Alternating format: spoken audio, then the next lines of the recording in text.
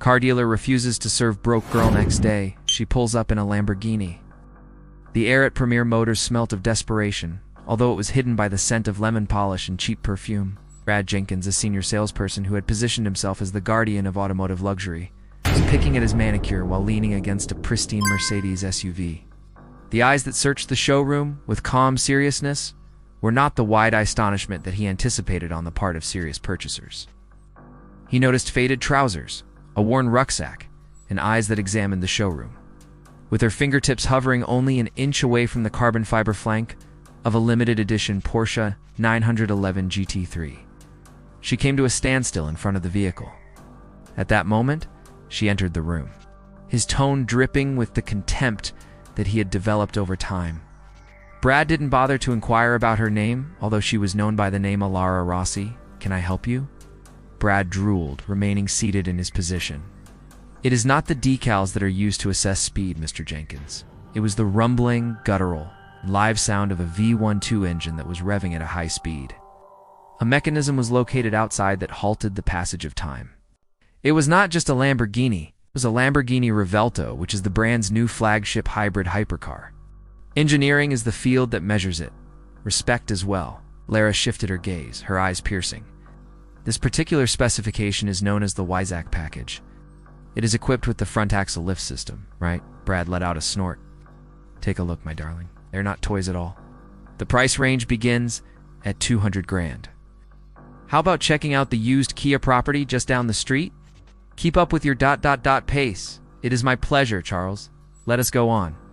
She did little more than nod, threw her bag over one shoulder, went out without turning around to look in the other direction. "Who is Mr. Henderson?" "Rossi, Automotive Holdings, under the name of Alara Rossi." With a laugh, Brad turned his attention to his co-workers. "Broke children with lofty aspirations. How pitiful. Does anybody know the name of the shadow investment group that has been surreptitiously purchasing holdings in luxury dealerships all around the state? Was it 9 o'clock this morning that RAH successfully finalized the purchase of Premier Motors? When we made our offer, your parent firm approved it." The engine of the Lamborghini ticked gently, serving as a constant reminder of the strength that she wielded. "On the other hand, top it what? Are you causing prospective customers to leave because of your prejudice? Premier Motors' performance in the most recent quarter was 30% below its market potential. This dealership lost millions of dollars as a result of your filtering, Mr. Jenkins." To Henderson, she turned her gaze. "Mr. Henderson, please clear the home. Begin from scratch. Position is not as important as potential." "Wait a minute, I beg you. Wow, I had no idea." "No, I'm sorry. I am able to sell. This is the best." Henderson received a large stack of papers carrying the RAH insignia, which was a stylized R entwined with a piston. She opened the suitcase and handed the contents to Henderson. "Please take this with you as your official notice. In order to facilitate the changeover, my crew will arrive within the hour. Which one is renowned for its dogged efficiency and ability to revitalize assets that are not operating well?" He chuckled to himself at his own joke. Invading her personal space, Brad pushed off the pickup truck. "Respect is something that may be gained by those who are able to truly afford it. I am squandering my time for you. I need you to go before I contact security. It is exactly the poisonous culture that RAH eradicates that you have adopted in your approach to customer service, just centered on making fast judgments and being arrogant. You will no longer be employed at this location. Start shortly after that.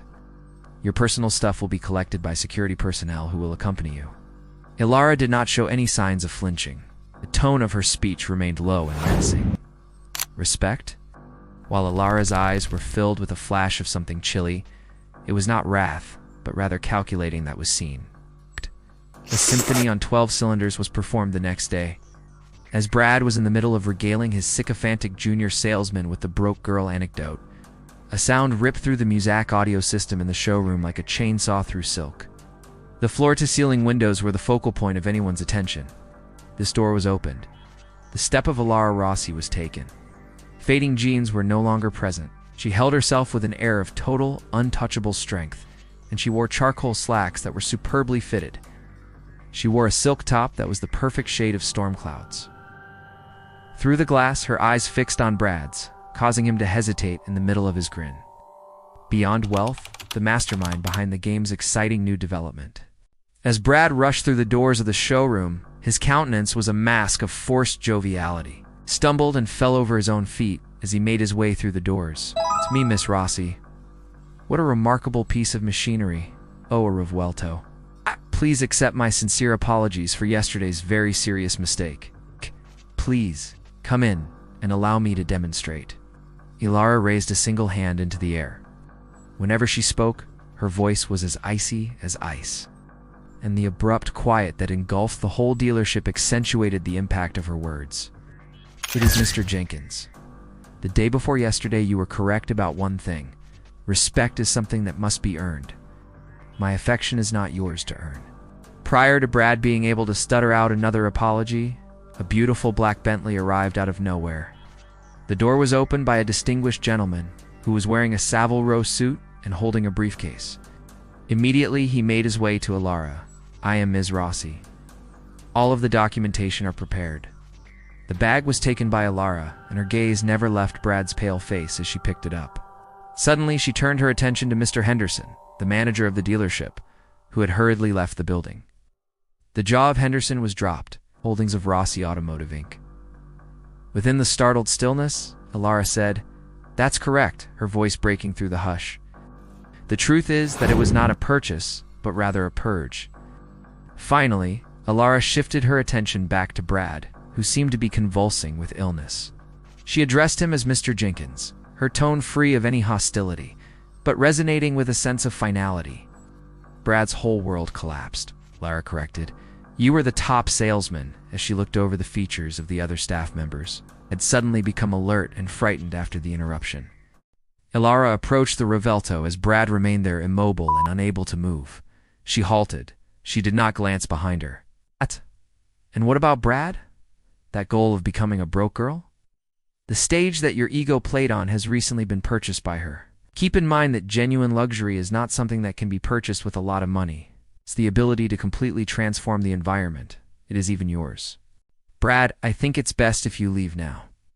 The tone of his voice had changed from one of deference to one of firmness, which he had employed when Brad was the top seller. There was a hissing sound as the scissor doors closed as she slipped inside the Lamborghini. He was pursued by the murmurs like if they were ghosts. The words that he was about to say died in his throat as he opened his lips to speak. Where would he even begin? After conducting interviews with employees and reviewing sales data, they were able to demolish the poisonous atmosphere that Brad had helped to create in a matter of hours. The bet he had taken on his hubris had been a stunning failure. "I just didn't think it was right." Once again, the V12 started up, and this time it was not simply an engine tone. It was a proclamation. "Hey man." Following a moment of hesitation, he presented a cardboard box.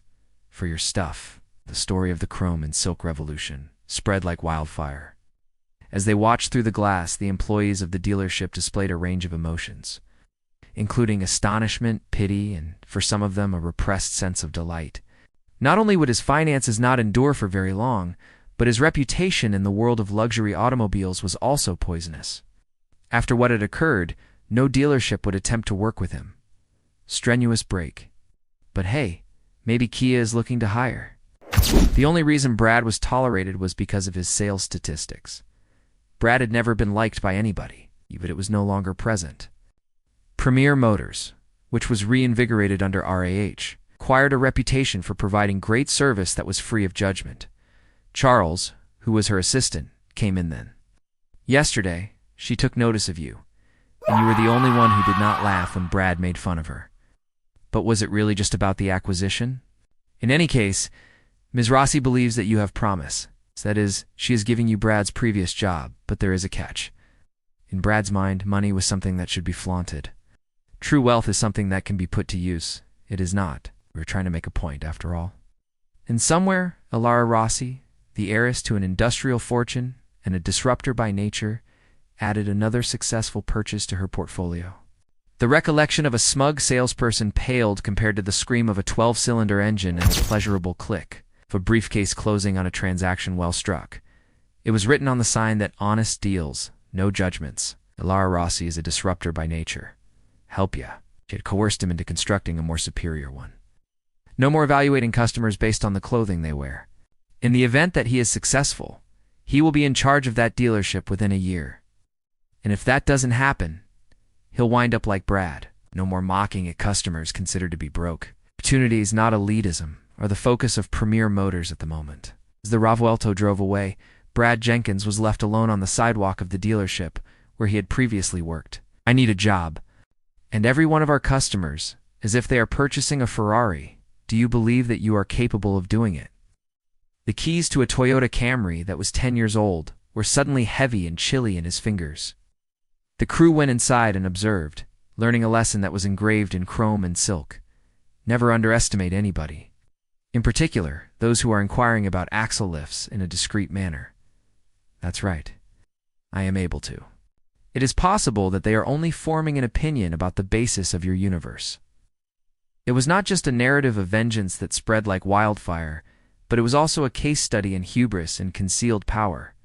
As Brad Jenkins remained still on the pavement, the weight of his dismissal that was weighing down on him like a physical force kept him from moving. Despite the fact that he was still holding the purchase paperwork, Mr. Henderson cleared his throat.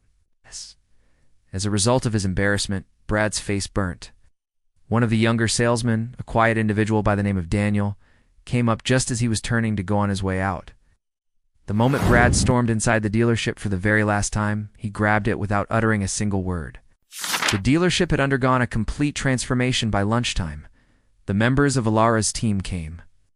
They were shrewd, productive professionals dressed in black suits who moved with intent. It was Daniel, the junior salesperson who had given Brad the box, who found himself in Mr. Henderson's office. Henderson said Daniel, while leaning forward over him. Alara Rossi left precise instructions for us to follow. Daniel felt his heartbeat speed. Henderson gave a little nod. What catch? You don't only deal in automobiles. To modify the manner in which we market them. David let out a sigh. I won't let her down. While all was going on, Brad was sitting in his shabby apartment, looking through many job advertisements on his phone. It was a message from an old coworker that rang his phone, and it read, "Took note of what transpired." He hurled his phone across the room with a loud thud. Alara sat in her apartment that evening, drinking espresso as she went over the reports that she had received during the day.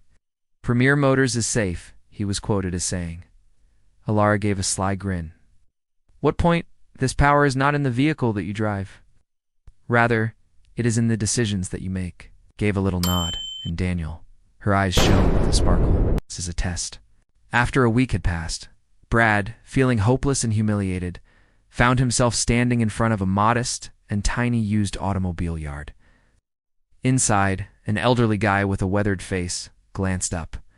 Brad stifled his pride and spoke forward. He looked at him in detail. Experience? Sales of luxury goods? Excellent performance. One of the men laughed. The word luxury, even if they are purchasing a 1998 Toyota Corolla, we treat each. Brad paused for a while before nodding. He offered his hand to the woman. Then welcome aboard. During the time that Brad was shaking his hand, he came to the realization that Alara had not only wrecked his previous life, and maybe, for all intents and purposes, it was the true lesson.